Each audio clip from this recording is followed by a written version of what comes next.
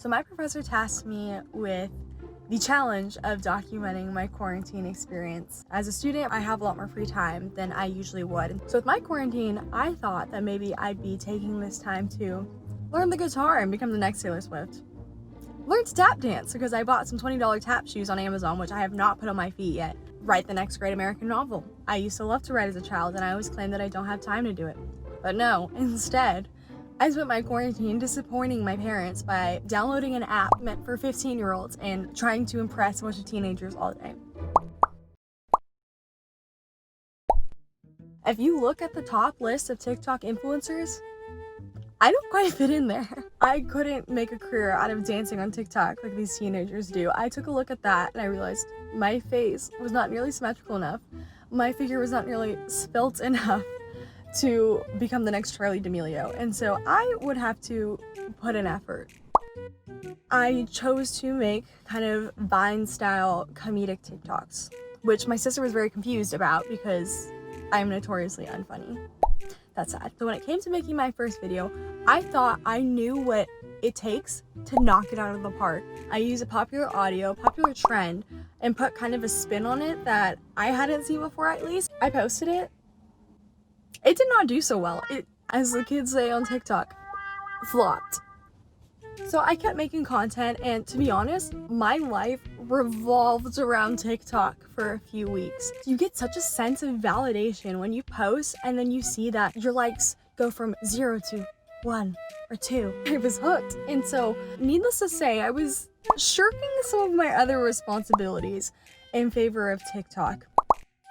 TikTokers, they love to kind of spoof things that are happening in politics, culture, you name it.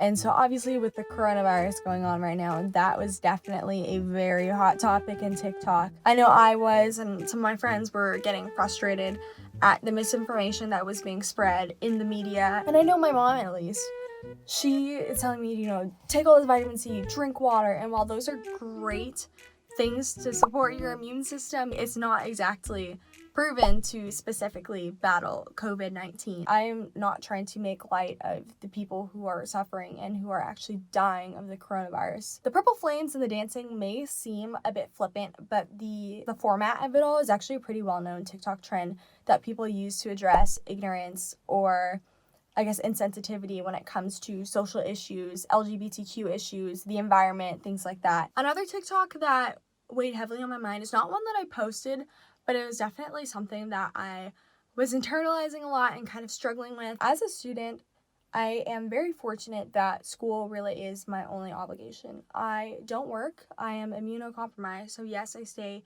inside, but I'm very fortunate to be able to do that and to live a boring quarantine life, because I know a lot of people are living sort of in fear about having to go to their essential jobs, not knowing what the job market's going to look like if they're a senior. And my father and my whole family really, we're also very lucky to be able to hole up inside. And I was struggling a lot with, feeling bored, feeling lonely, feeling kind of upset and guilty that I was gaining weight, breaking out, all things that really, in the grand scheme of things, are so trivial compared to what people on the front lines are dealing with and what people are dealing with who have lost family members. And, thousands have died in the US alone from COVID-19. I think a few takeaways from my experience on TikTok. It's a really valuable creative outlet. Creating TikToks in the middle of the day, as simple or as nonsensical as they may be, it kind of gave me that sense of accomplishment that did boost my productivity throughout the day. To be honest, I didn't think that I would ever make TikToks. I can't say that I was super successful about it, but it was a really fun exercise and just trying something new and going for it. And I think that's something that can apply to so many different aspects of life. Will I make TikToks again? Even though every single video of mine has flopped? Who knows? I'm kidding. I probably will.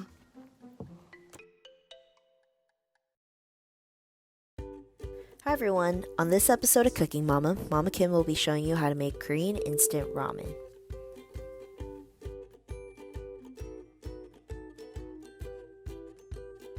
Starting off with the ingredients, for this recipe you'll need 2 to 2.5 cups of water, an egg, a packet of shin ramen, and green onions and kimchi.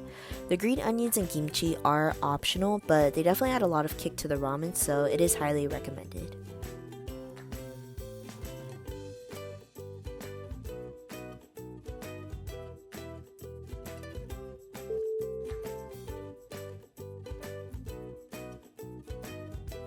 First, you'll need to prepare the green onions and kimchi by cutting each ingredient into more bite-sized pieces.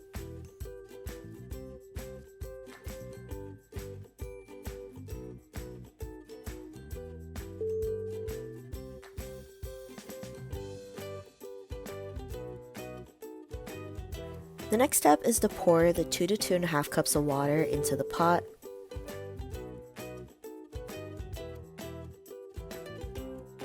And then you'll need to boil the water on the stove. To speed up the process, you should boil the water on high heat.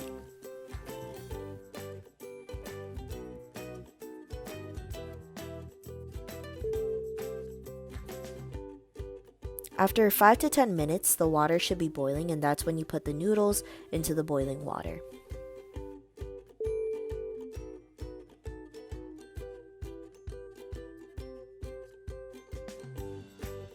While the noodles are cooking, you'll need to start on the next step, which is to crack your egg into a bowl and then whisk your egg with either a fork or chopsticks.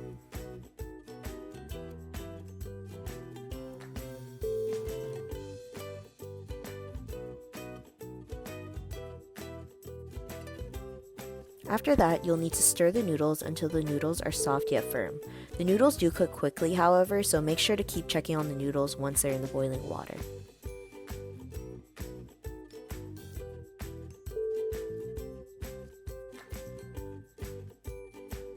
Next, add the packet of dried vegetables, which is the clear packet, to the boiling water and noodles.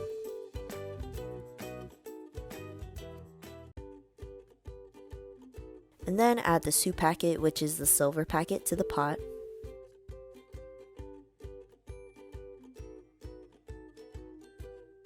Now, once you have both packets in, you'll need to mix in the soup powder and the dried vegetables, while also at this point lowering the heat.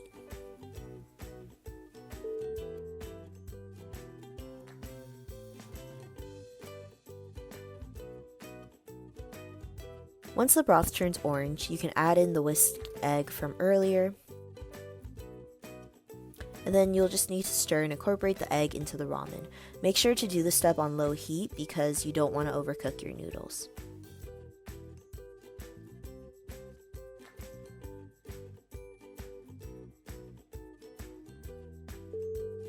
Now onto the last step. At this point your ramen is done, so you'll need to take your ramen off the stove.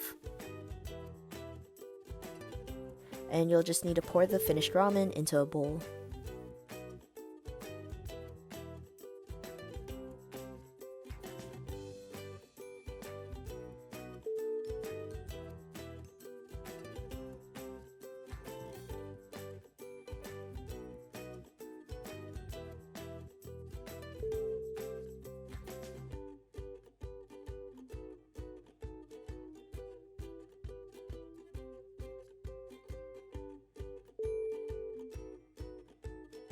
This is the final product. Korean instant ramen is definitely a quick and easy meal, but you can always add different ingredients to the ramen to really jazz it up. I definitely recommend trying this recipe out because, in the wise words of Mama Kim, this ramen slaps. Thank you so much for watching. Don't forget to subscribe and like this video, and tune in next week for another episode of Cooking Mama.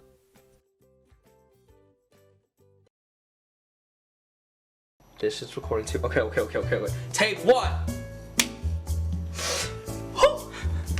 Hi, my name's Nicholas, and I'm gonna be playing the song association game. What's my first word? Blue. Okay. Blue. It's new. The shape of your body, it's blue. The feeling I got and it's it's a cruel summer. Cruel summer, Taylor Swift. Crazy crazy? Does that make me crazy? Does that make me crazy? I think that's all the words I know in that song. Crazy by someone that I can't remember right now. Gnarls Barkley. Gnarls Barkley. I could have also sang Crazy in Love by Beyonce, and I chose not to do that. My fault. Girl. Girl. Girl. There's so many songs that say girl. Girl, put your records on. Tell me your favorite song. You go ahead, let your head down. Put your records on. Corinne Bailey. Yes, Corinne Ray Bailey. That's her name. There we go. I'm killing it though. I'm killing it. Deep. Deep. The only song I can think of. You gotta dig a little deeper, find out who you are. You gotta dig a little deeper, it really ain't that far. From Princess and the Frog, dig a little deeper. Sing that in show choir.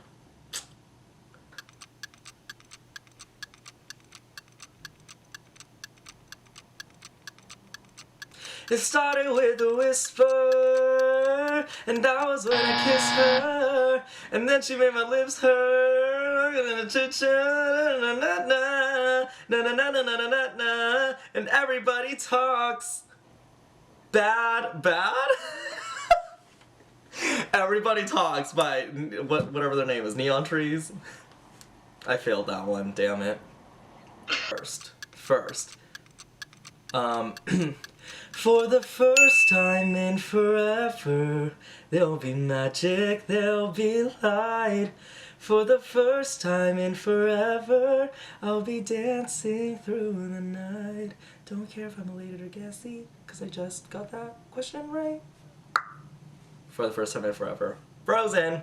Watch Frozen 2 in theaters. Time. If you're lost and you look, then you will find me. Time after time. There we go. I don't remember any of the other words in that song. Time after time.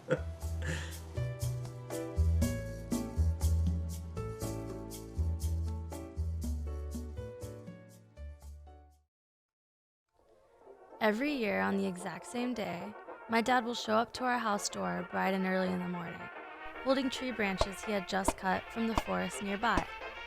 He'll knock eagerly, patiently waiting to be let in. We open the door, greeting him with extreme enthusiasm. Srećan Božić, He will say, which translates directly to Merry Christmas, and my mom will then reply. Srećan Božić. This is what begins our Serbian Orthodox Christmas tradition every year, and the way we answer that door is a precursor to determining the happiness and excitement we'll have for the rest of that year. The twigs he cut from the tree lightly scrape by the door as we head to light the fireplace. In this moment, we'll each take a turn wishing for fortune throughout the year. The amount of sparks coming from us hitting the branch against the fireplace determines how much of that fortune we'll actually have. My mom will go first, wishing for health and happiness. Koliko varnica, toliko parica. Koliko varnica, toliko zdravlja. Koliko varnica, toliko ljubavi. And I usually go next, wishing of course for straight A's and a pimple-free face. Then my brothers and father go, wishing probably for a good college football season for Alabama. No, not really. They'll probably wish for something like money and health. And then we'll head into the kitchen to break bread my mother made the day before.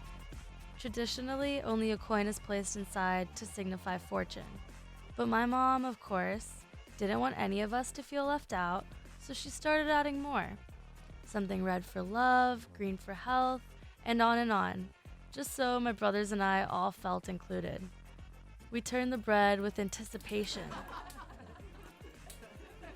And finally, we break it, trying to grab as much of it as we can for ourselves, even though that totally goes against the Christmas spirit of giving. Through these traditions, I've been able to not only bond with my family and have fun, but also feel connected to my Serbian culture and background, even though I do live in America. Days like these are what make up a part of who I am today. They've taught me to be open to new opportunities and explain why I'm always excited to learn new things.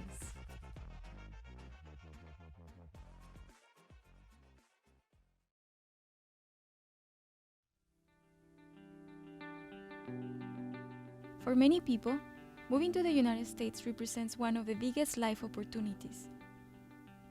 The United States of America, the land of the free, the most powerful and rich place in the world. For me, moving to the United States represented uncertainty and the fact that I was going to be away from everything I love.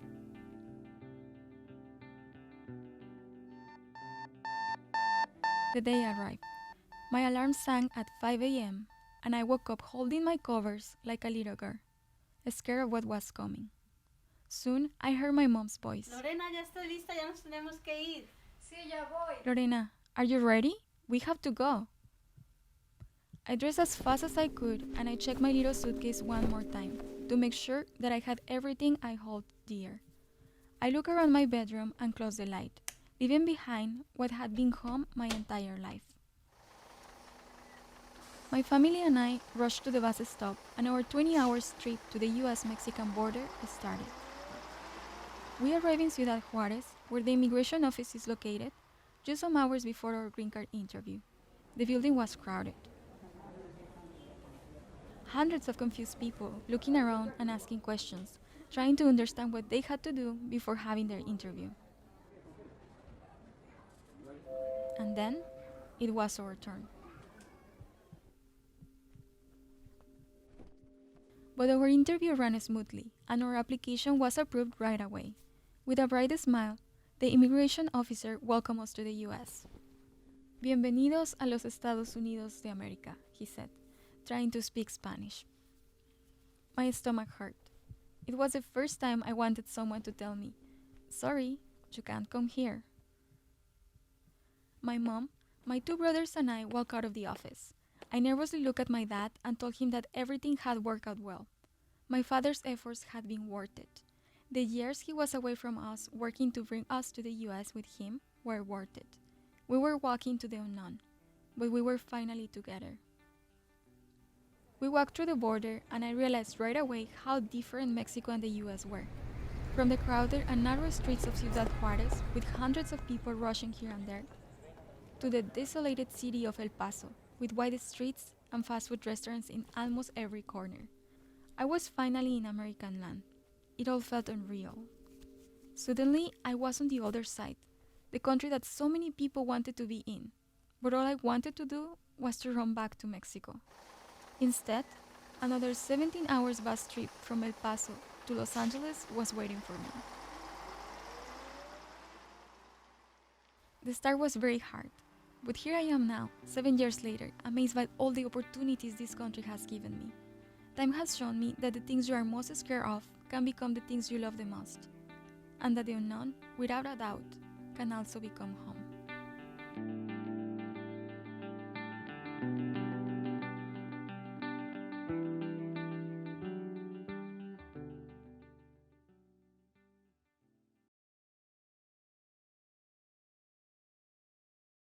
I started doing theater when I was 9 years old. I'm not sure if it was the fact I was terrible at every sport I ever tried, or if it was because I loved the attention. Probably a little bit of both. But I fell in love with theater. So when I decided to go to college in the City of Stars, I had this image in my head that I would go to one of the top schools for acting and graduate with managers and agents just begging me to sign with them. This image wasn't exactly my reality. I remember walking into the room for my first USC audition, trying to conceal my nervousness. 3 people sat staring at me as I stood terrified of screwing up. I explained I'd be doing a monologue from Reckless by Craig Lewis and began.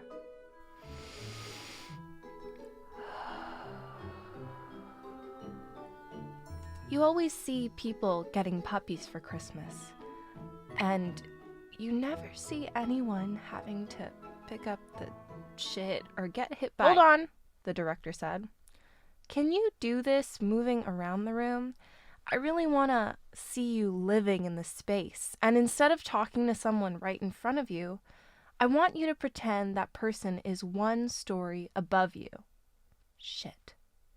I had to do it. So there I go, dancing across the room, crawling on the floor as I scream to the ceiling about puppies. And then I get stopped again. Great, that was great, she said. But can you try it again? Running around the room, and this time that person you were talking to is now 2 stories above you. Oh, here I go again, screaming and running around the room until I have to pause. I'm so sorry, but I can't remember what the words are. She looked at me sympathetically. Don't even worry about the words. I don't know them. Just go for it. This time, I don't want you to move your body at all. Just stand still and say this to a person 3 stories up. You always see people getting puppies for Christmas, and you never see them getting hit by cars. I'm so irritated because I literally spent my entire day memorizing this goddamn monologue and I can't even remember a thing. As I'm screaming with tears at the brim of my eyes, a huge boom of laughter emerges from the 3. She thanks me, and I leave not knowing whether to feel disappointed or proud. Fast forward to my 3rd year in college. I'm now an ex-theater major studying journalism. Don't get me wrong, I still love theater, but I no longer walk into my classes ready to reveal my most vulnerable self or spend hours reading scripts I will never remember. I think I've just come to the conclusion that I need balance, and that's something I will continue to work toward.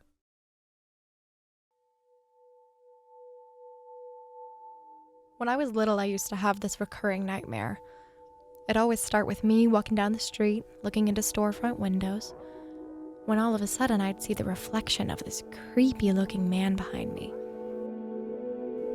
But when I turned around to look at him, no one was there. A few weeks ago, I had to leave my apartment early in the morning. It was a really beautiful morning. Everything was still and serene. Except I did hear the sound of footsteps behind me. So I turned around to check out my surroundings. But no one was there. So I kept walking.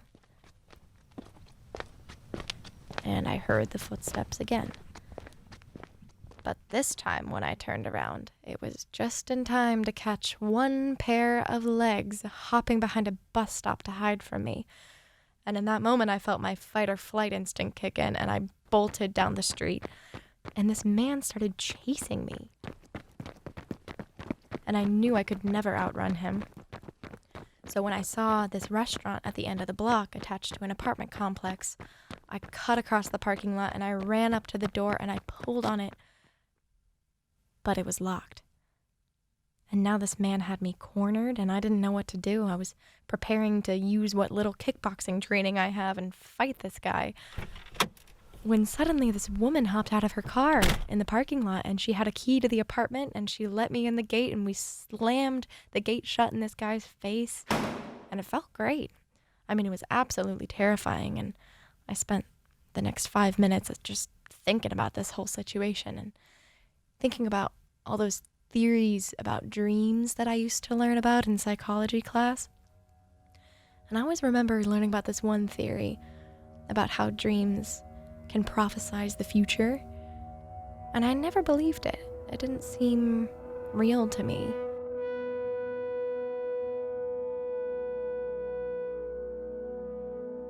But on that morning, as I continued down the street, I checked for his reflection in every storefront window.